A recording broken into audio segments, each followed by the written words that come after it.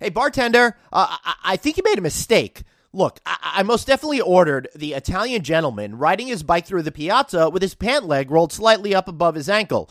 But it really tastes like you gave me an itsy-bitsy teeny-weeny fresh and berry grape martini instead. Oh, I'm so sorry about that, sir. Would you like me to make you another drink? No, thanks. Honestly, I don't think either drink is pretentious enough for me. Do you live, eat, and sleep the hotel industry? Looking to brush up on your game? You've come to the right place. Welcome to No Vacancy, the hospitality industry's #1 podcast, with your host, Glenn Hausman.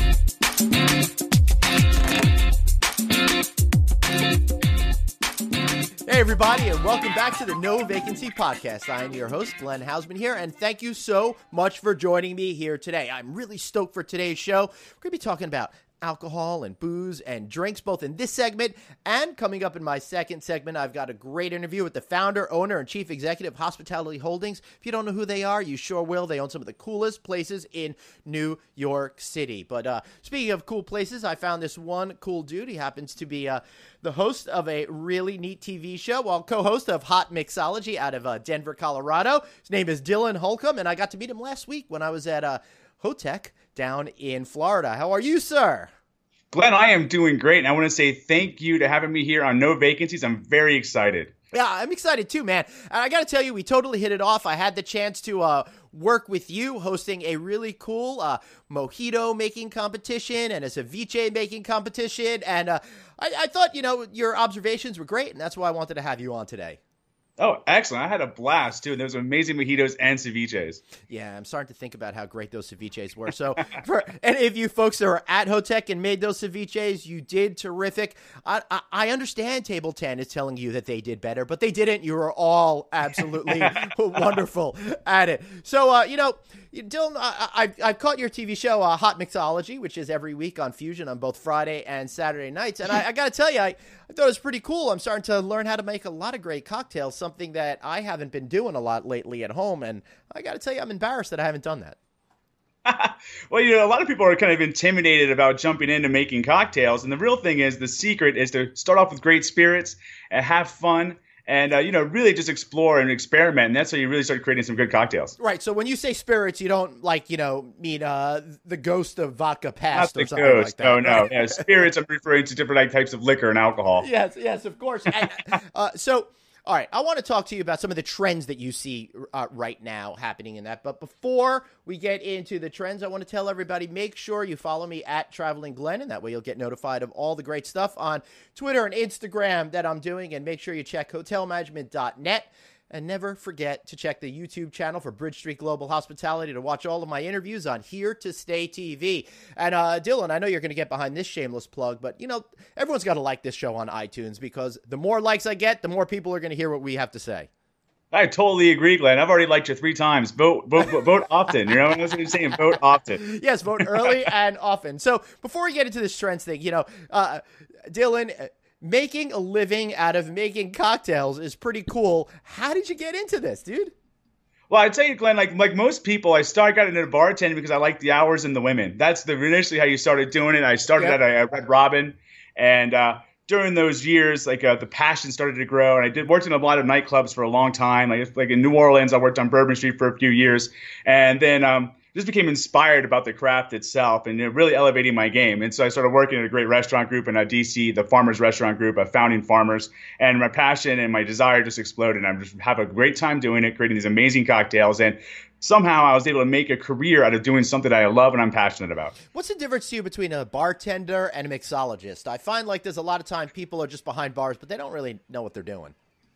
I was just talking about mixology and mixologists themselves. They've taken the time and the effort to really just study classic cocktails. And the studying of classic cocktails is a musician has to memorize and know their scales. It's your foundation. And then it's how you build your cocktails on top of that. And the mixologist world, we elevated the game of mixing drinks to a different level, as opposed to if you're working in a bar, if you're just a bartender working in a bar in a nightclub, you're more focused on volume and slinging out drinks as fast as possible. You tend to stick to highballs like gin and tonics, vodka sodas, as opposed to with mixology, you're using fresh quality ingredients, things along that nature. It's pretty much what the difference is. And I'll tell you, fresh ingredients really make a drink sparkle, and I find that to be a big difference. You go into some of these bars and you just see some of that icky old stuff around, and I'd rather just have a beer at that point. Yeah, usually when you go out and you're finding like this sweet and sour mix on the gun with all the preservatives and who knows what else is in that stuff. Yes, you can definitely tell the difference. You can taste the difference. You can feel the difference on your body. And as like you, if I'm out at a bar, I'm not really drinking any cocktails. Instead of just beer, I'm drinking things just neat, like whiskey, just in a glass, no ice, because I know that's going to be perfect every time. No ice in whiskey. All right. So this is something that I need to get off my chest here. I hear a lot that you got to have a few ice cubes in there in order to bring out the flavors of the whiskey. Is that a fallacy, or maybe it's true with some and not the others? Well, it depends on the whiskey itself and what you're drinking. I mean, like a little bit of water will change the flavor dynamics of that spirit of whiskey or rum or even gin. I drink everything pretty much neat, even tequila. But one thing I always believe is these are your drinks you're consuming, and you drink them the way you want to. That's best for you and best for your palate. Don't let anyone else tell you how you're supposed to enjoy your spirit or your cocktail. It's your world you're living in. All right. So for me, that would be the way I like to drink them is quickly. Right. Yes, exactly. Quickly. Down the hatch. Yeah, for sure. All right. So what are some of the trends that you're seeing right now in the world of spirits? It seemed like, vodka is always all encompassing, but all these other guys seem to, pop up and disappear. What's hot right now? So what's happening that's hot right now is like right now what I see coming up is like cider-based cocktails, hard cider on tap usually.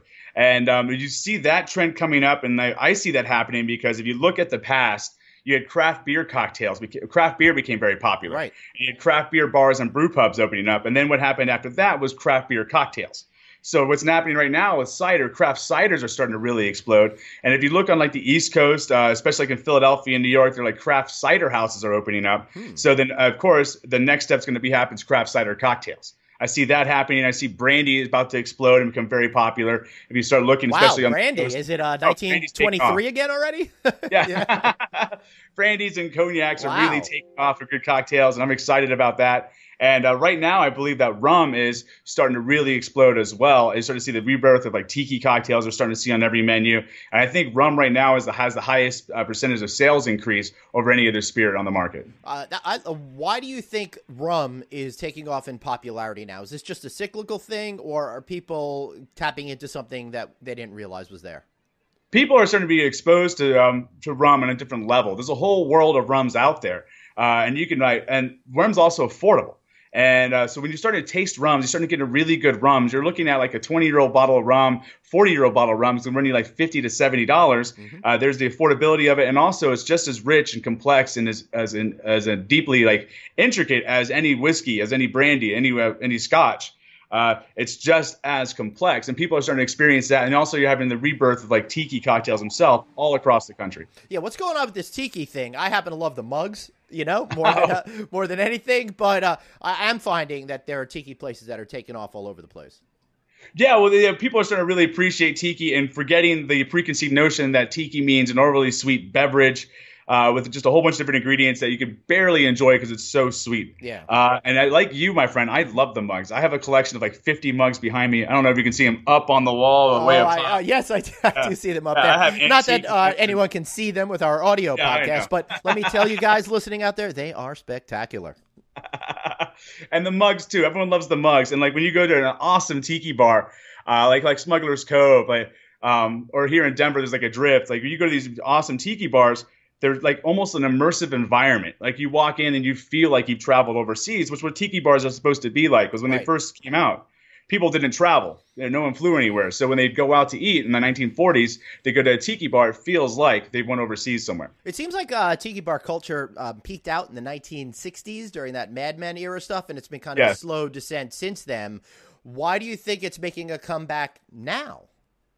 Because the American palate has changed in appreciation for those great cocktails. We saw like the craft cocktails, the pre-prohibition style blew up, and now you're starting to see this rebirth of tiki as bartenders and mixologists today are looking to the past to create cocktails for the future. And the tiki bars themselves are incredible. The drinks are very difficult to execute, and so that's becoming more popular now because people want to experience these old cocktails, almost like nostalgic, like member berries or almost. Right.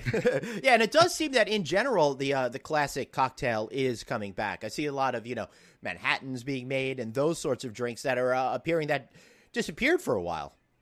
Yes, that was also dealing with the American palate and how it has matured. If you look at Americans before, like 18 years ago when I started bartending, they were drinking apple martinis, and it's progressed all the way to Moscow mules.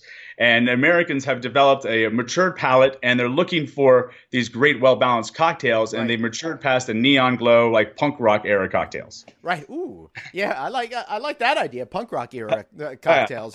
So do you actually drink them, or do you just throw them at people in anger? I mean, it depends where I am. Sometimes in anger, sometimes I'll just down the hatch, but. Awesome. So if I was to put together a bar, is there any particular focus I should have these days, or is it really anything goes? I mean, I used to live in Brooklyn for a lot of years, but I had to get out of there because my jeans weren't skinny enough, and I refused to grow, funny facial hair. So I see you don't have a handlebar mustache, and yes, you have the hipster trends themselves. If you're looking to open up a bar and you're looking for like a theme or a concept, stay away from the speakeasy theme.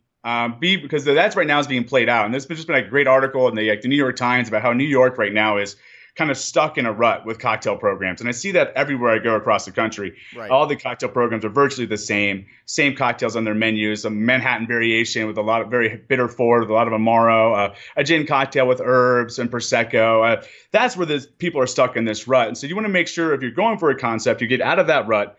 Don't do a speakeasy concept, the secret entrance where you have to have a password and make a reservation to sit down at a bar. That was fun 15 years ago, but now it seems hackneyed. Yeah, it is. And then if you look around, they're still doing that in New York, and those bars are still opening. And people are tired of going to these bars and having to go through that process to sit down at a bar and then have the bartender, treat you horribly because you order like a Cosmo or a whiskey soda. Like there's people who want service, they want the great cocktail. So if you're looking for a concept, focus on great quality cocktails, but also very unique things that stand out on your menu as opposed to what everyone else is doing. All right, so don't be pretentious is what I'm taking away from this. Yes. I'm trying to make drinking fun again, bartending fun and sexy again, because I got into it for the fun and the sexiness of it. And somehow along the way, the handlebar mustache guys with their arm garters and the vest, they took the fun and sexiness away and made it to a very serious endeavor. Yeah, when do you think that happened? Right around the time places started to have 15 different types of ice cubes, or was that the jump the shark moment? It started right around then. It started happening when you have the 15 different types of ice cubes. The guys using the chainsaws to custom make your ice, and then you see them tacking it away for a sphere. 20 minutes later, you're parched. You're ready to leave anyways. Go to the next bar. Right, and you're wondering why drinks cost $20 in some of those places. Why did I pay $20 for an ice cube? Right. Yes.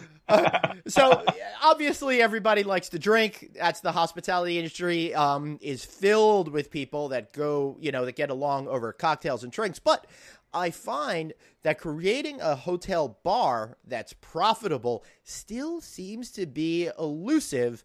It's a little bit different than owning a regular bar. How do you see the state of the hospitality F&B drink environment these days?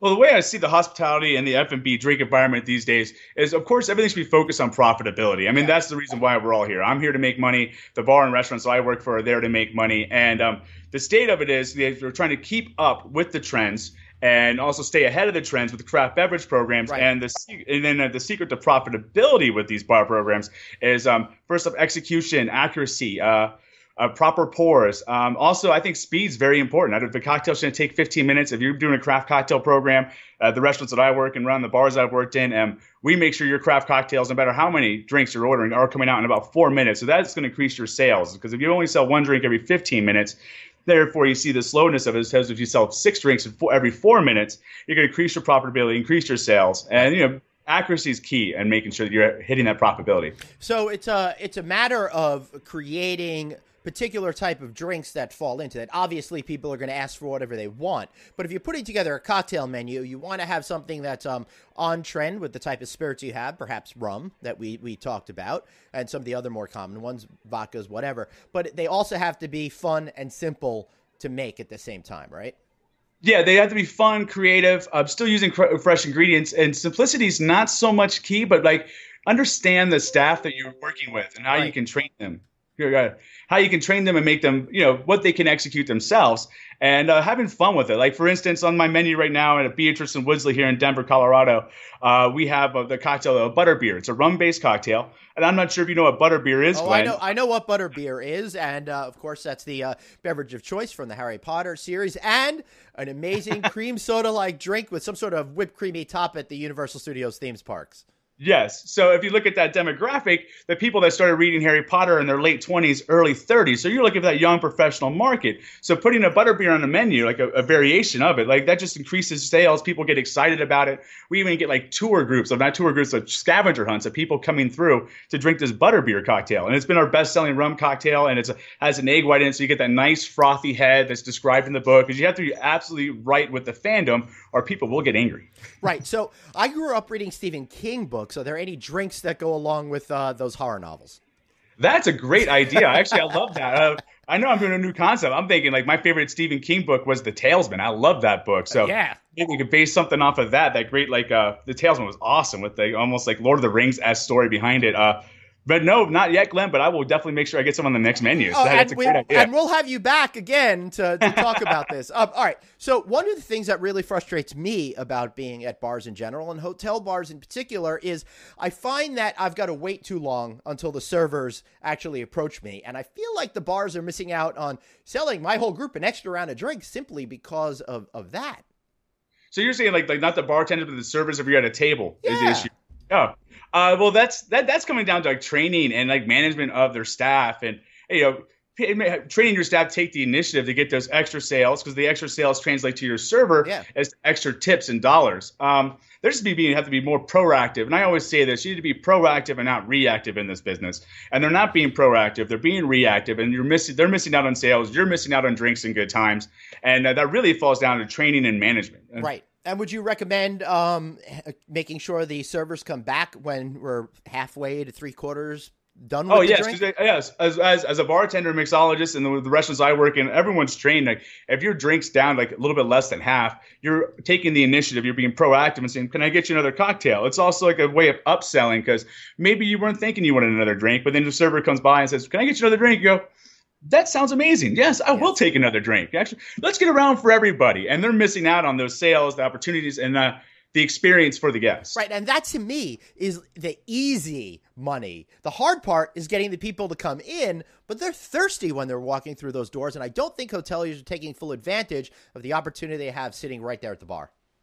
No, and then with sitting at the bar too, we are looking at spirits and bars themselves. I mean, if your bars are ran correctly, I mean, they're super profitable. I mean, like anytime you're pouring any spirits, any alcohol, anytime you're pouring beer, that's just almost like liquid gold. And if you're not capitalizing on that, you're really just shooting yourself in the foot. And as opposed to hotels, as opposed to having like bars as a profit center, using them as like an amenity. Right. Yeah, that makes a lot of sense. And I would encourage all you hoteliers out there to think about this carefully, because how much money are you really making when you figure out all your expenses selling that one room for one night? You can make that up pretty easily with just a couple of rounds of drinks. It's no problem, right? Oh, yes, definitely. If you're selling some cocktails and people are hanging out at the bar and they're having that experience and they're buying drinks, you'll make more money, I believe, than on hotel rooms with alcohol. Yeah. So what about tips to upsell people from your regular drink to a specialty cocktail that might cost a few dollars more to the guest, but hardly cost the bar anything else to make? Well, like one of my things I like to do with guests and their experience when they're at the bar is, if you're ordering your typical drink that you're always stuck in the rut with, like even people today are still ordering lemon drop martinis, I will suggest a different cocktail that's going to be on the similar flavor profile. That they're going to enjoy. And then if they're hesitant, I always follow it up with, if you don't love this cocktail, it's completely on me, and I'll make you your lemon drop martini or whatever it is. And that always works every single time, because now you're taking people want to experience something new, but they're scared that they're not going to like it. So if you take away the fear that if you don't like this, it's fine with me. I will not be upset, and I'll buy you that drink and get you another one. And that's no problem. So that's the easiest way, I think, to get people to try something new and experience something new. How much should the people be trained to get folks out of their comfort zone and try new drinks? And how can you tell if someone's interested in being brought out of that comfort zone? So when you want to train like your staff to do it, I mean, that's pretty easy to train your staff on how to direct the guest experience. And if you're trying to train your guests to move out of their comfort zone, the way to do that is to first off show your passion and your love. If you're passionate with what you're doing and you love your cocktails, it's easier for that to translate. People see that and they're excited, and then they want to try something different and new, and giving them that safety net that it's taken care of. If you don't like it, it's very easy to do. And then people enjoy that. And then furthermore, people are looking for an experience. And one thing I fully believe in is the beverage programs that I run is that I get rid of some of your pedestrian spirits, your crutches, and I replace it with something unique and different that's very similar that you never tried before. And so let's say, for instance, you want to try you drink a Hendrick's and soda. Yeah. I don't have Hendrick's in the bar. I have a different botanical gin, Uncle Val's botanical gin from Free Batch. And I say, we don't have any Hendrick's, but here's what we have is some Uncle Val's. And I pull the bottle out, put it in front of them, put a little taste of the Uncle Val's gin neat in a glass, let them taste it, look at the bottle, touch the bottle, see the gin, and then they get the gin and soda or the gin and tonic with the Uncle Val's. And now what you've done is they love we have to make sure it's a great product. So they love the Uncle Val's. And then what that translates into is an experience for that guest. So now they remember going to this bar. They remember having this amazing gin they never heard of or seen before in their lives. And they walk out of there with a great experience they can tell their friends about, as opposed to, oh, yeah, they will always forget about walking in there and having your Hendrick's and soda or whatever it is. Right. So you're almost arming yourself against being forgotten, because you're creating that sense of memory and connecting in a special, particular way with the customer. Yes. And I always believe, like Emerson said in Self-Reliance, imitation is suicide. And I'd like to stand up with that. I always believe in that. So you create that experience, that unique time and that unique fun, that unique product. They're going to remember it, and they're going to come back, and their friends are going to come back. We're talking about specialty cocktails. And one of the things that I'm thinking about in the general hospitality trends is local, local, local. Everyone wants to experience the local atmosphere. So how do you incorporate local spirits into what you're doing in your bars? Well, yeah, local is very key, and especially in Colorado, people are really, really into drinking things that are Colorado. Right. So you have to make sure you have some of those products, those lineups there in your bar to really accommodate your guests' needs and desires. And if you're running like a hotel bar, people are traveling to your destination. So to give them the experience of the local flavor really makes it stand out as well. Just for instance, we're in Hotec, and I tried a couple of gins down there I've never heard of before that are coming right out of Florida, or the Cigar City beer out of Tampa, which I've never had. And that's an experience there. And having that local quality products will give the guests an experience of the local flavor around, and then also accommodate the needs and desires of the people that live in the area who want to keep on drinking locally. But the key thing is you have to find the quality spirits, because there are distilleries coming out with products every single day. I mean, I could have a wall of spirits of everything that's gone out of business, because the Walking Dead or whatever of my alcohol collection. And it's because you have to make sure you have quality products of your local stuff. Don't just throw everything up there just because it's local. Find the good stuff. If it's local and bad, no one's going to want to drink it, and they're going to leave. They're going to leave your town thinking, "Wow, they don't really do any good quality spirits there." So, will your distributor and your local communities typically work with you to expose you to those new products as a bar owner? Yeah, so you have your distributors. They will come through, and they'll bring by the products with you. You do tastings with them, and I can contact any distributor I want and ask them to come by with a wide range selection of different local spirits or not local spirits, and they'll be more than welcome to accommodate me, give me tastes of them, or even just give me free bottles to add to the wall here. Yeah. Yes, and of course you guys can't see it, but there is a massive wall of alcohol behind you. It looks like you're staying in a well-packed bar right now, as opposed to, I'm guessing, is your basement. This is my sunroom. Your sunroom. Yeah, over 800 bottles behind me. It's just, I don't even know what to do with it anymore. My fiance is going crazy. Alcohol is taking over the house. Yeah, well, you should just probably buy a bigger house in that case. That's what I was telling her. Yeah. Hey, honey, if you don't like it, you can put your stuff in the backyard. No big deal. Yeah, I don't think you never use the office anyways. That's just the room that nobody goes into. So how about I just take that over, right? Well, hey, the alcohol is important. That's I think personally that's probably going to help save your marriage in years to come. I think so too, and this is my office. I'm sorry that my office is more fun than your office. That is true. Any final tips on how hoteliers could maximize profitability in their bar operations? For final tips, I mean, like I said, like the cider cocktails and beer cocktails, super high profitability on those a couple of drinks. You want to balance your cocktail menu out, where you'll have items that are super high profitability that sell well, and then you can balance it out with some other like really fun, intricate cocktails that are a little bit lower in their profitability. And you can do the same thing with your draft beer system.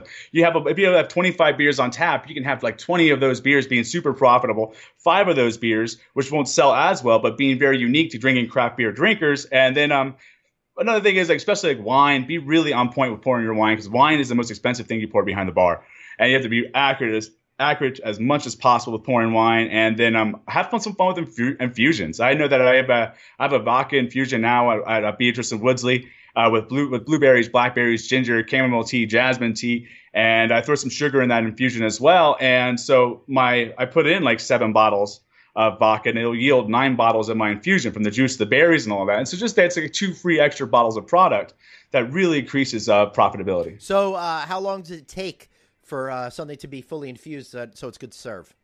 Oh, full infusion, that's taken 4 days on that product. And I also I make a shrub, which is a colonial era way of preserving fruits and juices. And it's equal parts fruit to sugar to apple cider vinegar. And you let that sit for 5 to 7 days. And I right now have an apple pie one. As your base, that is so cheap because that yields so much. And so you add some shrub, a little bit of cinnamon syrup, lemon juice, some love, and a little bit of whiskey. Now you have a super profitable cocktail that's very unique and stands out. Nice. I love that. So just moving on to the topic, you are the house mixologist on Hot Mixology every week on Fusion, every Friday and Saturday night. Depends on what time zone you're in for what it is, so check your local listings. But yeah, Dylan, tell me a little bit about how you got involved in the show and what it's all about.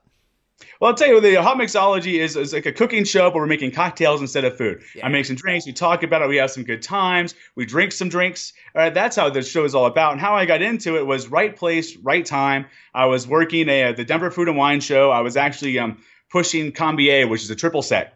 And my objective was the sooner I sold out of all my product, the more I can go out and enjoy the Denver Food and Wine Show. And I have triple sec. Who the hell wants to drink triple sec straight? That's all I have. And I am out there with Combier, and I'm selling it faster than anybody else sells anything else. I'm selling the Combier, the world's first triple sec, 1836 family recipe. And the producer of the show happens to be there, sees me working. He comes up and is like, "You're going to be perfect on TV." And so it was like it was almost purely luck, but not luck in the sense of scratch off lottery ticket luck, but luck is in when the moment of opportunity meets preparation. Yes. Right. So how do you recognize great opportunity when it's in front of you? Sometimes they will just land in your lap and you have to be ready for it and like always on your A game. And then when you see these awesome opportunities, you jump at them full force. Be hungry, be angry, yeah. Fight for it. And then when you have these opportunities come up and the people see that passion, that hunger, that desire, the opportunities will keep on coming. They don't stop. Yeah. Sounds good. So, all right. In terms of the show itself, you guys look like you go through a whole lot of drinks in every single episode. I was watching one this morning. I'm surprised I'm still sober enough to talk to you. Yeah, well, the key is you can't drink all the drinks. Like we make them, we'll have a couple of drinks while we're working. But I'd say like my second episode, I drink way too much, and I always remember that. And I remember after my second episode, I want to apologize to the producer. I'm sorry. And when I was like, he's like, "Oh, that's fine. It happens." I was like, "No, I'm sorry. I take this very seriously. I will not let this happen again." And he was just blown away that I came back. I was like apologetic and was telling him I'm not going to let it happen again. And since that second episode, I've been doing it for 4 years now. I've never been intoxicated again on the show. And it's all about pacing yourself, having some sips, eating before you go on. I mean, it can be very dangerous and can run out of control if you're not on top of it. Yes, well, fortunately, I know all the people in the hospitality industry have livers of steel, and they can handle more alcohol consumption than I can see. And I would encourage all of you out there to get experimental with some of your cocktails that you have in your hotels. Listen to this valuable advice that Dylan had here. And if you're a patron of these places, if you're a reward warrior, get out of your comfort zone. Try something new. It's not going to hurt you at all, right, Dylan? Oh, yeah, not at all. Push yourself to limit to experience and live life and experience and drink these cocktails. The worst thing that's going to happen is you're not going to like the drink. And you know what? Consider that part of your liquor education. You're not going to like the beer. Consider that part of your beer education. Order things different. Push yourself to experience all of this because there's a whole world of amazing cocktails, beers, and wines out there. Don't be afraid to try them. Sounds like a lot of advice that I give my kids, although it's not alcohol related, it's food related. I always tell them, you have to try everything. If you don't like it, spit it out, but what have you got to lose? Right? Yeah, exactly. All it's going to be is you don't like it, move on. Yeah, you're an adult, you can handle it. It's not going to bring you to tears. Just try those new cocktails, experiment, and have some fun with it. All right, so Dylan, how can we find you? You can find me on Instagram at Dylan Holcomb. Same thing with on Twitter at Dylan Holcomb, and then at Facebook, of course, Dylan Holcomb. And I'm also the cocktail conservator at Beatrice and Wisley in Denver, Colorado. And I travel all around. I'll keep everyone posted. You can come down and stalk me if you'd like to. Yeah, well, I plan to come down and stalk you as soon as possible. I think I'm going to come to your house and start drinking those 800 bottles of booze that you got behind you. I need some help because all this stuff's going to go bad soon, I think. Right. Excellent. Well, I want to thank you for being here, Dylan. And everybody, I want you all to stick around because right after this, we're going to be going behind the scenes with Hospitality Holdings that owns some of the best bars that you've heard of in New York City. A fascinating glimpse on how to take what Dylan has said here to turn it into reality to create memorable bar experiences. We'll be right back after this message. Have a question for your host, Glenn? Tweet him now at Traveling Glenn. No Vacancy, the hospitality industry's #1 podcast. We'll be right back.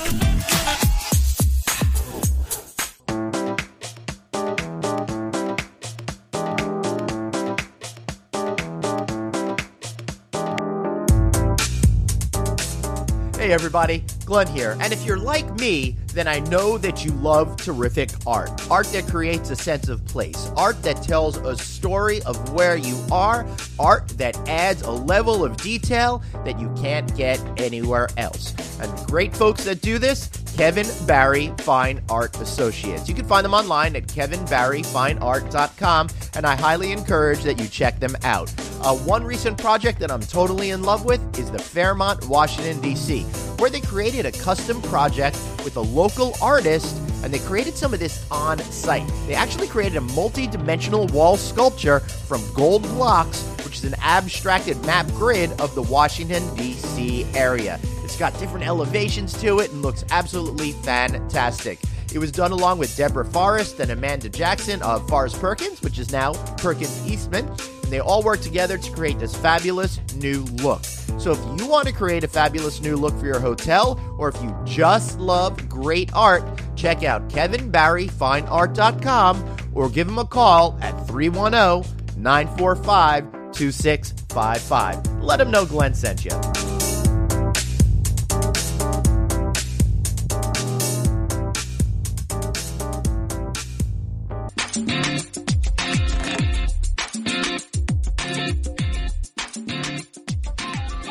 Nice. Awesome. And I should say, I'm speaking with Mark Grossich, the owner, CEO, kingpin of Hospitality Holdings. Now, these guys own... Never ends, does it? No, it doesn't end. You know, I would really like to have multiple titles, personally. That's something I'm looking for in my life, just because I don't have enough business cards. I like to just, give One of my give staff them all was out. talking to me the other day about reinventing titles on business cards and making them more reflective of what people actually do. Right. Yeah, I see Chief Storyteller now an The awful new one lot. now is C-suite. Yes. CFO, CEO, et cetera, et cetera, et cetera. Right. Yeah. All right. So, bars. You own a whole bunch of them here in New York. Own a whole bunch of bars, some restaurants, some rooftops. We pretty much represent every which way you can go because they also operate bars and hotels. Yeah. Absolutely. All right. So, first thing I want to start off, I'd like to throw out the softball questions to start things off. Are you crazy owning restaurants? The profit margins are so thin these days. Are those two questions? Yeah. One. No, but how did you get involved in this business? How to get involved in the business? I've been involved in a number. I guess the one constant in my life is now being touted as entrepreneurism, I guess, and I've been doing that forever. But I also, and I tell this to people that come and see me about how to get their own things going. I spend a lot of time working in much larger companies to learn the ropes. The nice thing about a larger company is they have the resources to train people and show you how it can be done at the highest levels. Right. And then as you start your own places on a smaller basis, you still borrow a lot of that and apply it to your particular operation and go with that, which I've done. You are probably the largest group of places in town in terms of what we're doing. Right. But we also have systems and such that are extremely sophisticated for a smaller business, which would probably be more like what we have if we started without any real experience in the big time. Yeah. I'll tell you, you're absolutely right. Now, one of the things that you guys don't understand because you're just listening to this and you don't know Mark here. He owns some of the most well-known places in the city, and I think the first time I came in touch with the bars you did was the Campbell Apartment, which I believe was under renovation. Right. The Campbell Apartment is an interesting story. It's one of those strange situations. We took the Campbell Apartment about 18 years ago. I was approached by the folks at the Metropolitan Transit Authority to take a look at this beat up old room they had. No one wanted it, right? Because it was in such a horrible state. I walked in, and at that time we had a handful of places called Bar and Books. That was one of our first concepts, which I started about 20 years ago, and it was library backdrops with cigars and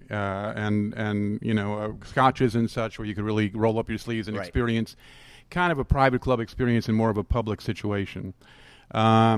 But then it went up for review. We renewed the lease a couple of times, and then about 10 years ago it came up for renewal again. And without wasting all this time talking about the nitty-gritty, lawyers ensued and back and forth, and to make a long story short, we were pushed out of the box inappropriately, and we spent a lot of money pursuing this, and we're winning in some regards, but not completely. So make a long story short, or longer, depending on how you look at it. No, I like it. Makes me have to talk less. Yeah, we gave it up, and it's just been reopened with another operator. But it's funny, you walk in, and they copied much of what we did, but at the end of the day, it's kind of like the mothership is got the original stuff, and it's terrific, and then they open an outpost at JFK Airport, where all the wood is plastic and everything.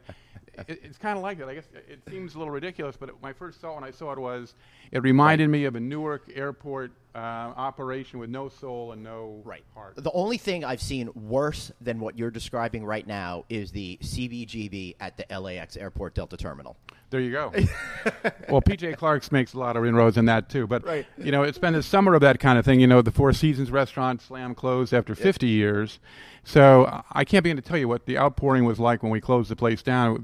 People suggesting we were the arbiters of civilization, and if we go, the world's teetering at the end. But it happens, and we're disappointed. But we still have a handful of places. We moved forward by getting another place, a Rooftop that was also famous years ago, called the Empire Rooftop on top of the Empire Hotel at 63rd and Broadway. That overlooks Lincoln Center, for Overlooks example. Lincoln Center. I mean, it's 3 times the size, 3 times the volume. Campbell was 2,400 square feet. And by the time we were done slapping the ball back and forth with Campbell, the rent went up to $1.1 million. Oh, my God. So I pay, pretty much less than that for 3 times the space, and we're killing it. Oh, wow.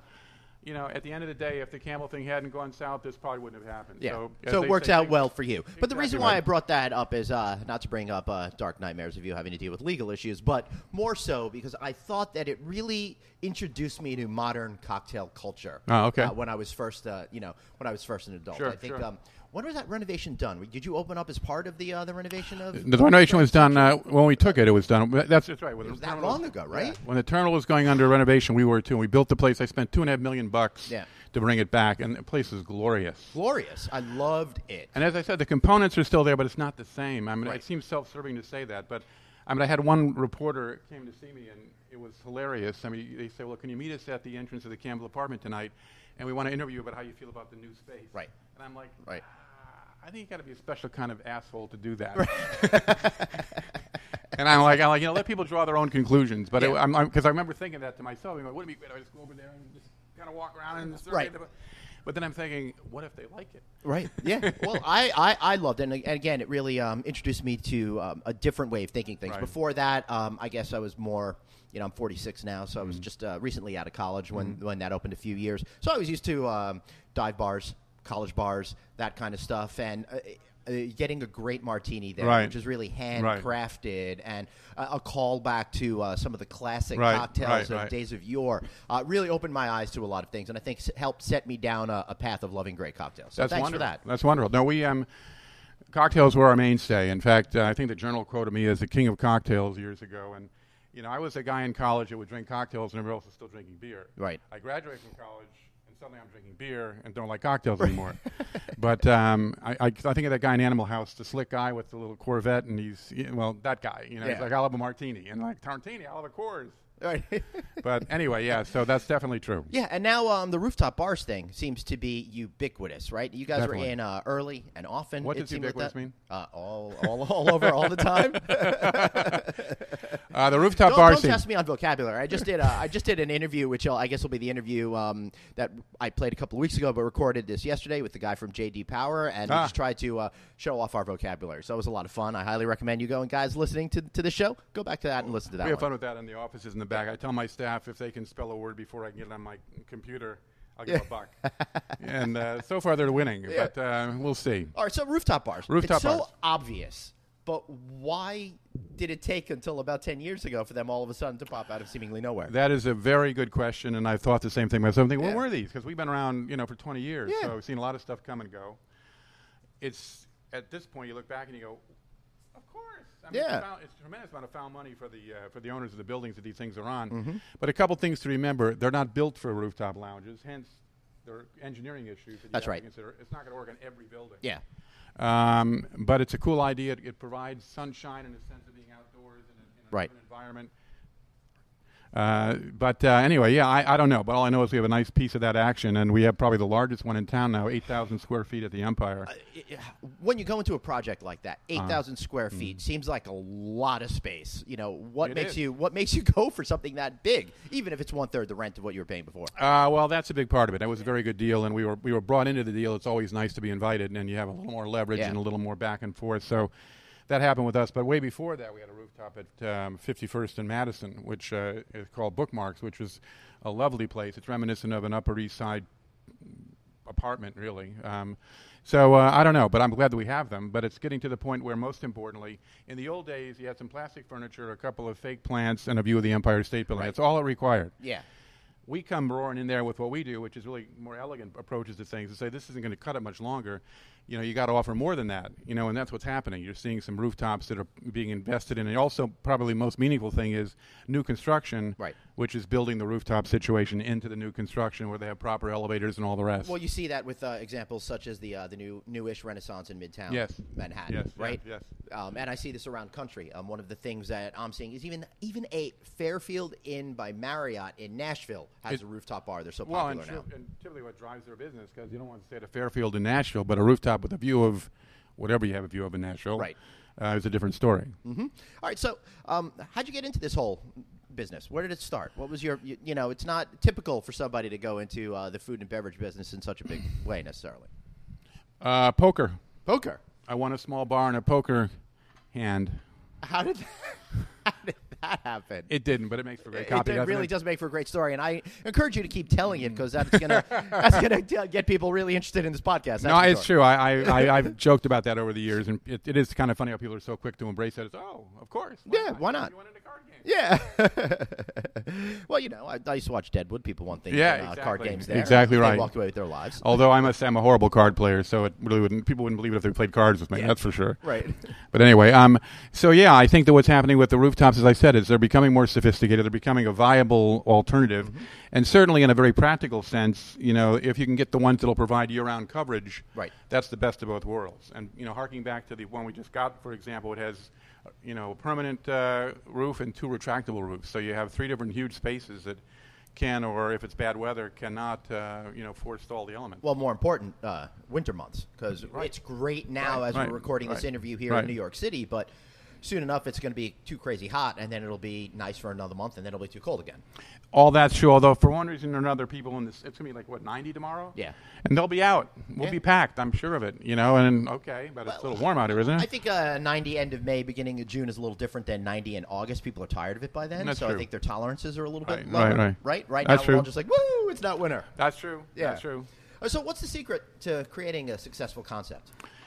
I think you hit it on the head by simply saying it's a concept. Yeah. I mean, I can't believe the number of people who come to me and they say, look, can I bounce this off you? Can I bounce that? Oh, you got an idea for a bar or a restaurant or whatever? I'm like, guys, you know, they'll come in and say, well, here's the concept. You walk in and it has balloons and topless waitresses and, you know, whatever. Right. And I'm like, guys, how is that a concept? I said, you're describing a physical environment. The concept starts with, who is your audience? Who do you want to get to come to your place? Do you want kids who are going to have low average checks and maybe cause some problems but have high volume? Do you want, you know, very sophisticated people who want a more sophisticated environment? I mean, I come out of a marketing background. Well, the bar, to be fair, it's really a bar for children that are still nursing. Maybe that's what it's about. 'Cause they love balloons maybe you might be right. Yeah. Maybe you are onto something here. I think that that's really the essence of it all, is to really take a marketing approach to things and a financial approach. I mean, people just throw it up in the air and go, or another classic. They throw parties in their homes, and everyone's like, "You got the best parties of anybody. You should do this for a living." Yeah. And they throw all their savings into buying a little place and realize that it doesn't carry over. So hence the success of Bar Rescue. Yeah, I know, that show kills me. That's hilarious. I'm amazed by how many people throw their life savings and their family and friends' life savings into something, and they have no idea on how to even open it, let alone operate on a day-to-day basis. I agree. Yeah. I agree. So, again, what is the successful key to finding that great concept that works in a particular location? what we do is, and I assume the better operators do as well, is we'll scour the area and see what neighborhoods are happening and not happening based on what we see, and also what we read and what the real estate people tell us. And we get like 20 calls a day from real estate people. And then from there, we'll see what the neighborhood needs. I mean, we have a basic construct in terms of my business where we're an upscale place that I made a decision many years ago. I would not open any places I wouldn't be comfortable being a customer in. Right. And I followed that all this time. And, these are bars for older folks who have money in their pockets and the women who love them. And we've been fortunate. We've been very successful in terms of hitting a lot of these things on the head.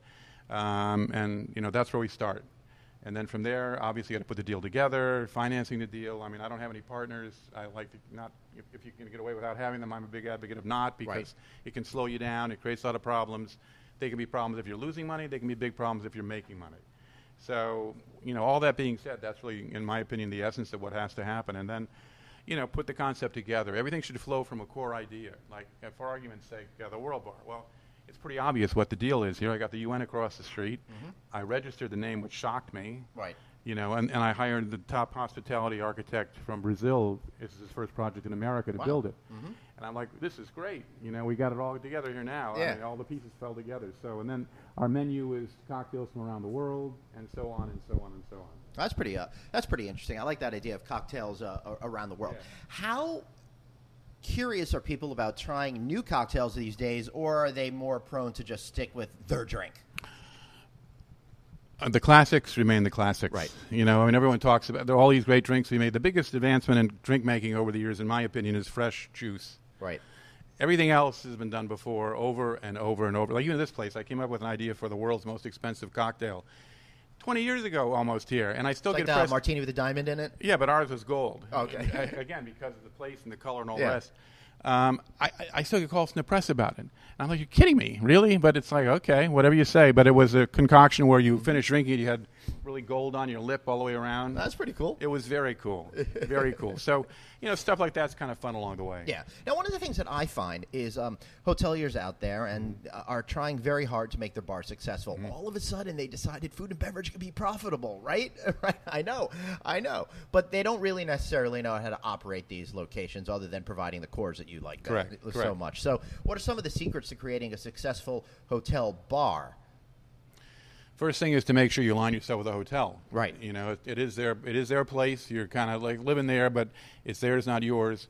But these days, that's principally something people are doing to try to bring more business in and define the hotel and give it a little more personality to these places that are out there. Well, it certainly has to be something that appeals to the local community as much as the one staying there. Sure. Yeah, absolutely.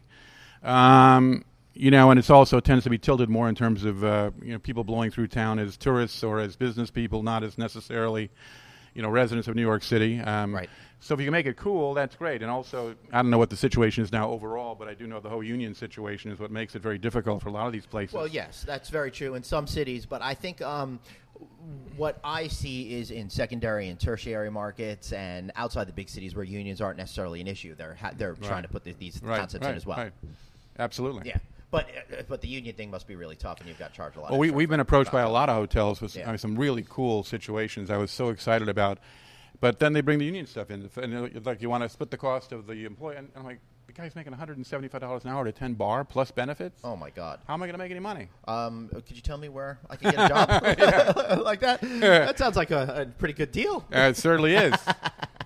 All right. So, what are some of the other things that you need to think about? What about in terms of the lineup of drinks that you plan to serve? Should you have all the again? It depends. It depends. I mean, we're a classic cocktail lounge, and a classic cocktail lounge obviously needs classic cocktails. Right. I would say 70% of the sales of cocktails are the classics, martinis and sidecars, etc.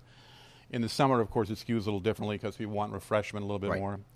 But there's that, and then you're hiring, which is also part of that. You want to hire competent people who can make a good cocktail. Not only that, but you probably have to think about people that could connect the drinks to people's personalities and upsell them and get them to spend more money on the better types of absolutely. Well, there's that too. The age-old, drinking less but drinking better is still floating around out there somewhere. Mm-hmm. But the drink prices keep going up and up and up and up and up. And given your experience in the hospitality category, you've heard all the stories about just getting killed with minimum wages. Right. I mean, it's gotten very expensive and not a lot of margin for mistakes anymore. No, there's not a lot of margin on the food, and the beverage has always been the number one place. But Right. as your expenses continue to rise, it becomes ever more challenging, and you can only push the public so far in terms Right. of the pricing they're going to pay. I was in Las Vegas a couple of weeks ago. I was at a lobby bar, and the drinks were $20 a piece. Yeah, yeah. That starts to get insulting after Yeah, a while. I you know. And it gets very difficult. You go to Miami, they're all $20, It's true. $25 a piece now. Well, they all assume that in the hotel environment particularly, but the hotel's Right. excuse is, well, union, we got to pay the upcharge. Right. So $25, $30, and I think the market is charging $30. Whew. I mean, it's crazy. Yeah. But I'm here to tell you, though, it's not like we're gouging anybody. It really has gotten so expensive. People forget you got to pay the staff to make it, the staff to serve it, the suppliers to provide the goods. Right. The environment to serve it in, and it just goes on and on. And on and on. And a lot of those things I don't think that customers necessarily recognize as No, part of the whole. And this is the part whenever I have these conversations, I want to take a dig at the investment banking community because I'm like, guys, come on, you got all this dough, go after them. Why are you chasing around, hospitality business with Right. workers at 10, 12, 15, $20 an hour? It's just crazy. Yeah, it really is. And hey, let's promote that travel. 1 out of 9 jobs in America are related to the travel industry in some way. I read and that. It's so incredible how we don't put enough emphasis on building that business in terms of getting the politicians really behind Sure. it. I think we're losing some ground in regards to that. But I'm not here to talk about the politics of drinking. I'm here to talk about drinking and cocktails, which is always a lot more fun. What are some of the things that you look for when you're hiring those people? You say you got to get the right type of personality. Well, you said the key word here, personality. Yeah. I mean, you can, if a person is intelligent, they can learn how to make a drink. But you can't teach someone to have a great personality. You can't teach someone to be lighthearted. You can't teach someone to be customer oriented. That just is either they have it or they don't. And that's what can make or break you. Because at the end of the day, it is about your staff. Yeah. I mean, I think we can bring a lot to the game and keep the places going, but I can't be everywhere. And the staff needs to step up and be customer oriented. And and really appreciate that that's an art in itself, and it's something to be proud of. Yeah, one of the things that I find going back to Bar Rescue is I'm shocked by how nobody knows how to make drinks. So obviously training is important. Definitely. Tell me a little bit about more how much training is important, the type of training that you think is important. It's usually a couple-week process, but obviously it's going to have to be tailored by how much the people bring to the game. Mm-hmm. If they're good cocktail makers already, then it's refining their stuff and making it the way we make it. If they're completely out of that loop, then obviously we have to start from go, assuming that they have the kind of personality and commitment and maturity that we look for. Right. How important is it to get food served with the beverages in some of these places? That seems to be the way it's going. And again, back 20 years ago when I started Bar and Books, that was our thing back then. We brought back the nibblies. So, and the whole thought of that was simply that you're having a good time, you're having a bunch of drinks. Like, do we really want to break up the party and go have a steak somewhere? Let's just get some nibbles here. Right. We're definitely seeing people love the small plates, and they love the experience of being able to say, "Hey, try this, try this." But they're not really going for that. It's still it's the whole experience. Right. Yeah, for sure. I'm just thinking about the food thing. Mm-hmm. Is there any correlation between, like in New York City, when smoking was banned in bars, and an increase in food sales, and emphasis on food? I can't say that I would agree with that. Certainly the smoking thing has some impact. We actually have the first, and we still have one of the last smoking lounges with the Carnegie Club, which is a cigar and cocktail lounge that we've had for about 17, 18 years, behind Carnegie Hall. But even here, I mean, there's a lot of international people because of the UN, and when the smoking ban was not yet in effect, you get the potentates coming in from country A, B, or C and pick up checks for their friends for $4,000 across the room. Nice. Yeah. Are you being attacked? No, I'm good. Yeah. Well, for those listening, the cord of my microphone just attacked me aggressively. Anyway, so yeah. What are the biggest changes that you see in drinking behavior these days?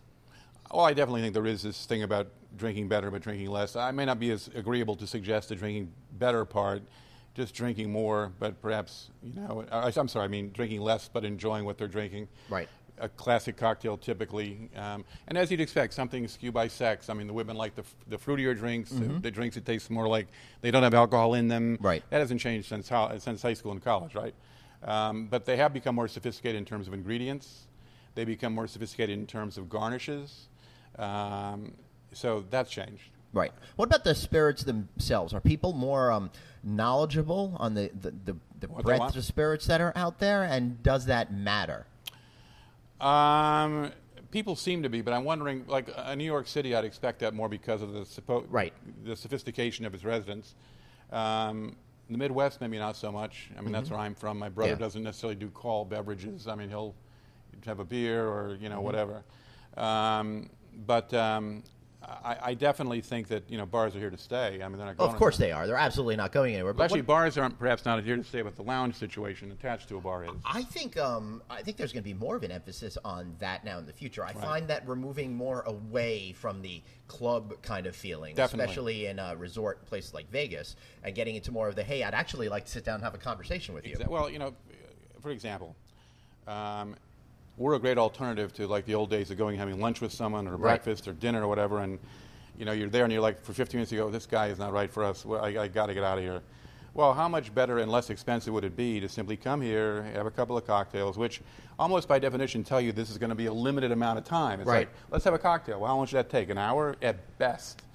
Dinner with these investment banker types, 3 hours, 4 hours, 5 hours. Right. Well, I find that there's a direct correlation between the number of people in the party and how many hours it goes on. Absolutely. After 5 people, every person you add, it adds like a half an hour. Well, not only that, these places now, with the tremendous uptick in people using internet dating and such, as I said a minute ago, it's a cheap way to meet your date in a place like this, hit and run, and off you go. But I think it's almost custom-made for what's going on in our society at the moment. Yeah. Any other big thoughts or ideas before we wrap up and I give you a chance to do some shameless plugs? What, you covered everything you wanted to know? Yeah, I think so. Unless you got something burning that you need to share with me. This is the Barbara Walters moment I'm going for. So are you going to charge you $175 an hour like my shrink does? Yes, exactly. You got it there. I thought so. Right. So tell us a little bit about the names of your bars here in the city. How can we find you? The commercial. Yes, please. We have about a dozen places in the city. Some of the more notable ones would be the Campbell Apartment, which is no longer ours, but in spirit it always will be. The largest rooftop in town called the Empire Rooftop in the Empire Hotel across from... they still have the big sign on the top of the building? Yes. And you can stand behind that? Oh, I gotta well, also at night it turns into like a soft pink color off the sign, so everyone looks kind of pink. It's very cool. Pretty cool. Yeah. We have that. We have Madison and Vine, a wonderful restaurant in Midtown Manhattan. We have another rooftop, Bookmarks, which is a wonderful, wonderful popular place. We have a great place called The House down in Gramercy Park, which is an 18th century carriage house. It's a nice white tablecloth restaurant for us. The World Bar, of course, which has been around for a long time. Right here at 845 United Nations Plaza. Very good, my friend. Very good. Very good. Right across from the United Nations. Right across. That's exactly right. Yeah, and I might add, right 1 block away from the Beekman Tower, where I just shot a couple of videos. Oh, is that right? A project that I'm working on for Here to Stay TV. Make sure you check that out. Brought to you by we've actually we approached the owners to keep changing, and we tried to get that place for a place for us. But actually, my second bar ever. Well, you should get that up there because I shot the it's round beautiful. table thing up top, and it is an amazing classic Art Deco building with this great rooftop space with amazing views that's not being used properly. I agree. We tried, but they keep changing ownership. Yeah, right. What else? Very interestingly, we're just 2 blocks away from my second bar ever called Beekman Bar and Books, which is 2 corners down. Great. And has a for rent sign in it. All right. And a part of me is tempted, but I'm like, no, once was enough. We had a good run. Let's not tempt it. All right, make sure you check out hospitalityholdings.com so that way you can go check out all of the names of the bars because it's hard to remember them all. I don't even know how you remember them all and you own them. Thank you very much. Hey, thank you for being here, and I want to thank everybody for listening to this week's show, and I will be back next week. That is unless I decide to go and open myself a rooftop bar somewhere in New York City. Thanks for listening. Thanks so much for listening to No Vacancy, the hospitality industry's #1 podcast, with your host, Glenn Hausman, online at rouse.media, on Twitter at Traveling Glenn, and on Facebook.com/Glenn.Hausman. We'll catch you next time.